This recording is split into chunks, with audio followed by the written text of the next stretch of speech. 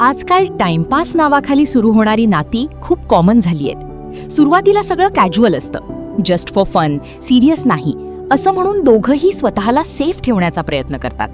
पण भावना इतक्या कंट्रोलमध्ये नसतात.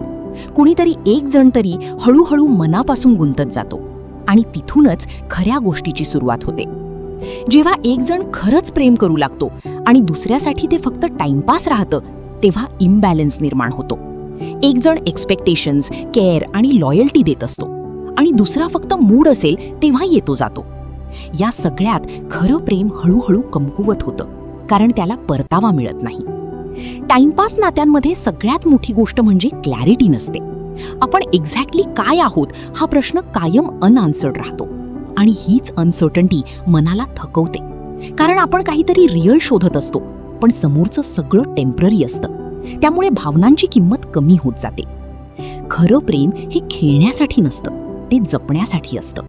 पण जेव्हा नातं फक्त टाइमपास म्हणून सुरू होतं, तेव्हा त्यात सिरियसनेस येण्याआधीच ट्रस्ट तुटायला लागतो. आणि एकदा ट्रस्ट तुटला की त्या नात्यात कितीही फिलिंग्ज असल्या तरी ते टिकत नाही.